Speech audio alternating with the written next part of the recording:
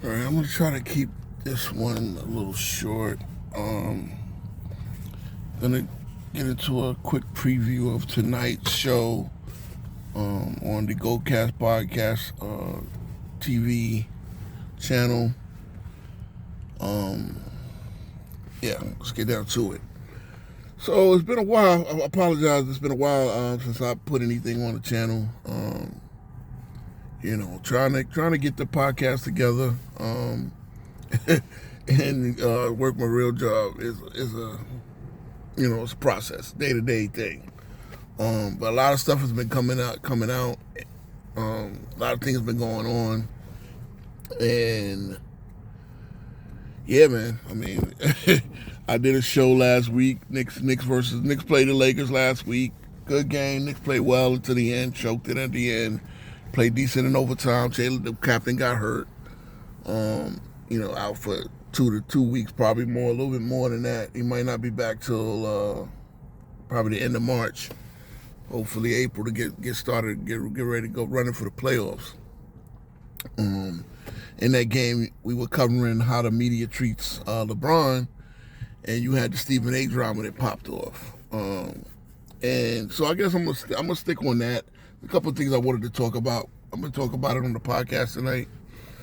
But in this situation, we got like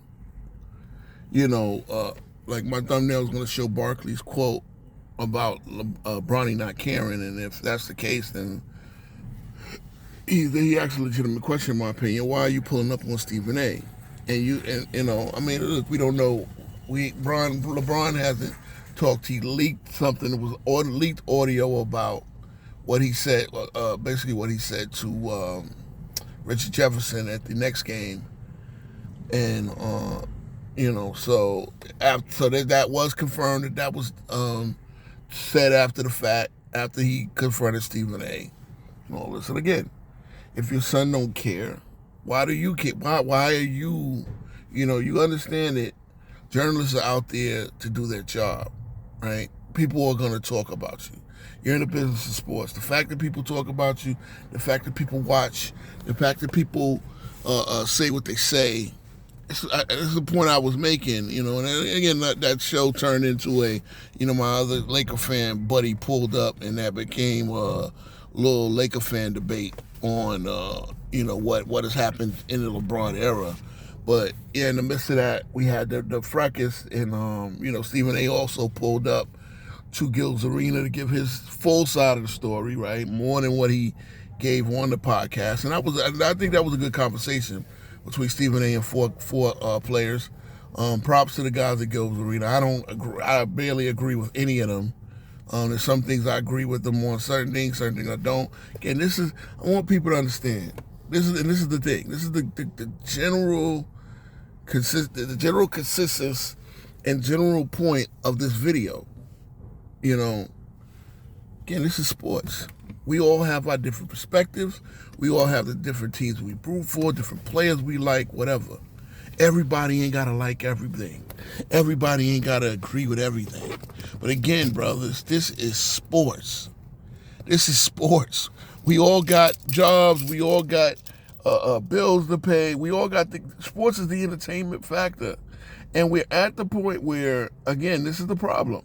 The sensitivity of these players is to the point, and I could almost get LeBron being a father and saying, don't keep my son out of it. But again, your son is in it because you brought him to the NBA, period. Everybody does not have to like at the end of the day, the numbers speak for themselves. Bronny is not playing well again. In the situation that he's in, he's a garbage time player, he's a roster player. Even coming into the game, he's not good. The numbers aren't good. You can't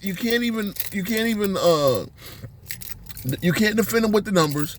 Even if you try to do like Gil did and project him playing 36. Nobody would play 36 minutes while shooting 24% from the field.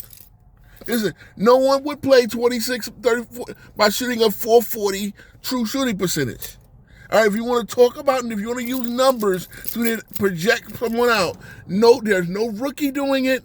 There's no one else that would get the 36 minutes. The highest minutes per game by any rookie this year, not even the first and second pick, are playing 27 minutes. Bub Carrington, who was, I believe, the 8th pick, is playing for Washington. Remember, Washington is the worst team in the league. This is what happens when you're in the worst team in the league. A rookie can get a few minutes, right? His teammate Alexander Sarr was the 2nd pick in the NBA draft. He has another rookie, Keyshawn George, who was also pick number 24. I believe they had 4 first-round picks for Washington.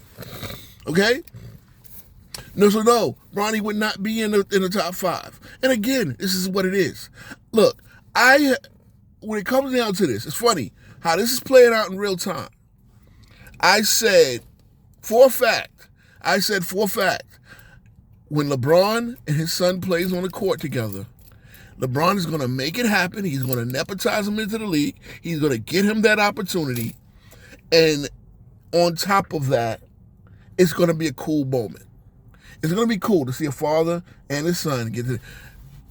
Doesn't matter whether you believe LeBron deserves it or not. He's going to make it happen, and it's going to be a cool moment. Because for LeBron himself, he stick around long enough for a son to get to the league. Again, we all know he made it happen. Doesn't matter. But I compared his situation, I compared the Bronny situation to Seth Curry. Not Steph Curry, Seth Curry. Well, I said Seth Curry went to, I forget what school, I think he went to Elon. And then he transferred to Duke. And he played, I believe, 2 or 3 seasons at Duke. He was either 2 or 3. I believe he played 3. I'm a Duke fan, I should know this.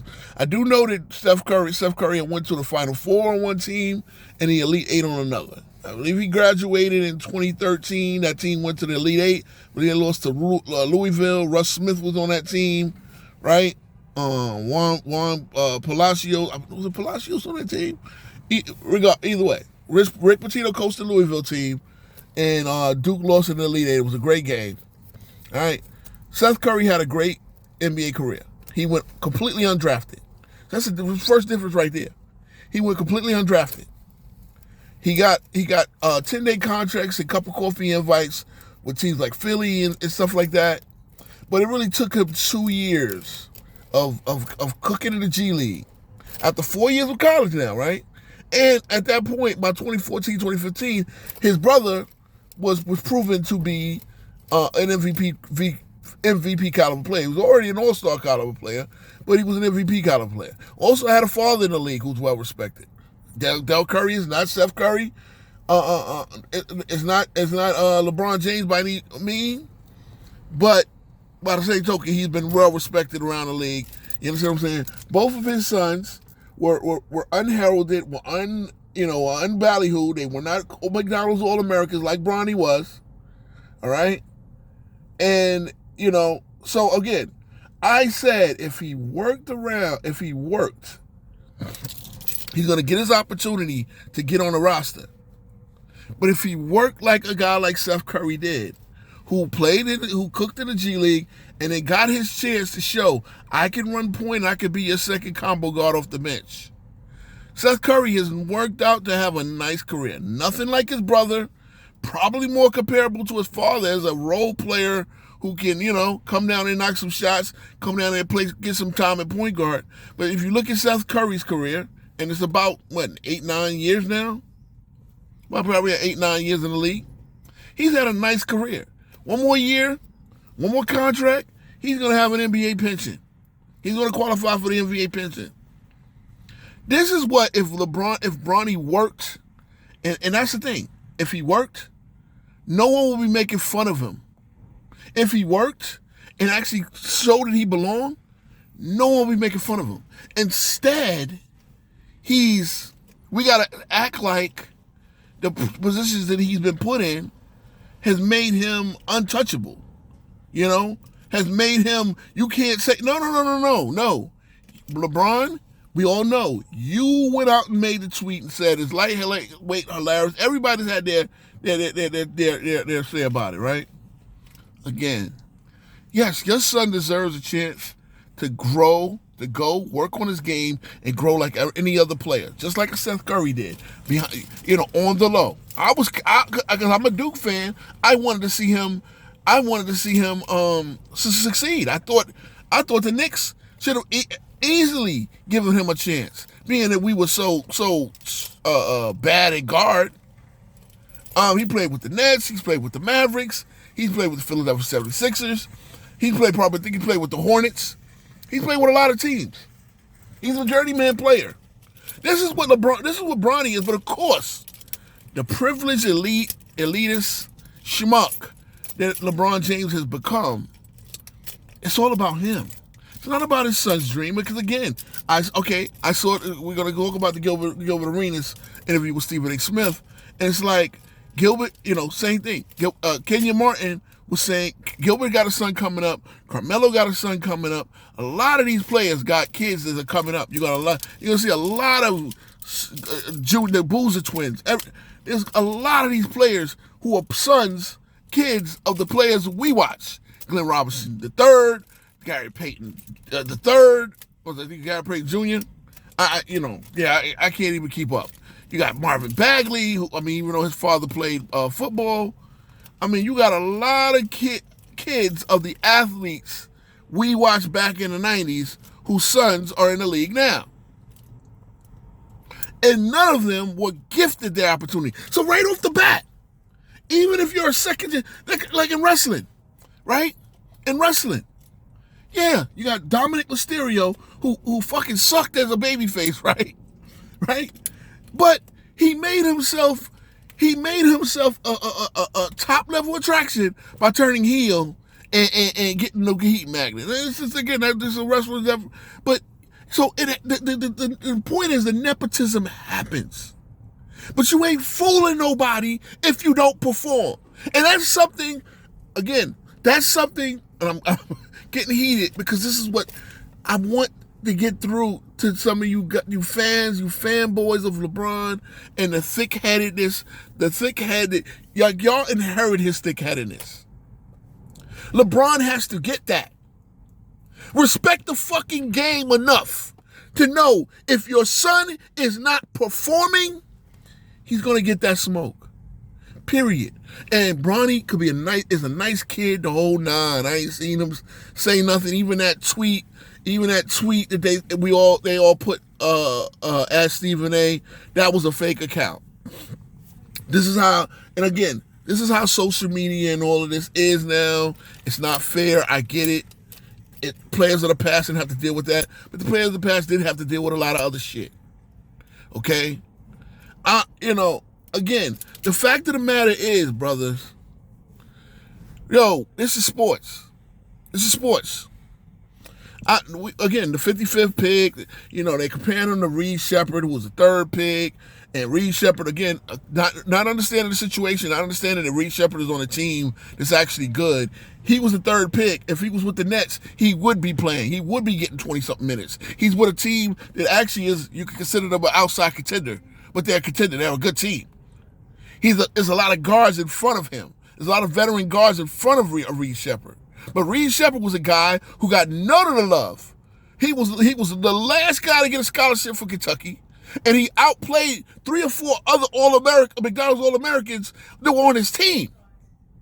In addition to outplaying Bronny, the man shot 53% from 3 last year. 53% for the 3-point. That's what got him the third pick. That performance. So now you look at him in the league, he's not performing. The one game he got to play, he went 11 or 17. He got to start. He got to start one game, and he got to, now he broke his stump, so he's out for a minute. But he scored 25 points, 5 assists, 9 rebounds against OKC, the number 1 defense in the league. The team that just beat the Celtics last night. So if you want the performance and the little opportunity that he had is there. You're looking at the stats, not realizing most of them was coming in garbage time and trying to, run an offense, run a play, show that you can get more minutes. When they gave him more minutes, he went out and balled against the best defense in the league. Bronny ain't done nothing like that. And so again, the Bruckers, I get, as a father, you want to protect your child. You don't protect him by making him look weak like that. You made him look like you need to fight his battles. The same way you got him in the league, now you got to fight it. The boy got to perform, brother. Anybody that again, y'all can sit there and come up with the hate narratives, the whole nine. The man got to perform, and if he like Barkley says, if he truly doesn't care, why are you pulling up on a journalist? This is unprecedented. You're pulling up on a journalist at a game in public, and again, I got my theories on the fact that was all that shit was a ruse to get everybody talking, right? I think they both. I think it's very possible that both of them, despite what they might say, I think it's very possible that both LeBron and Stephen A were in on the thing. But yeah, I'm running out of time. I only got about 20 seconds, so I'm gonna wrap this up. But yeah, man, that's my thoughts on the whole situation. Again, I always say I look at things from the highest possible perspective, so I see the big picture. There's a big picture that everybody is missing, and I'm gonna get into it. See y'all tonight.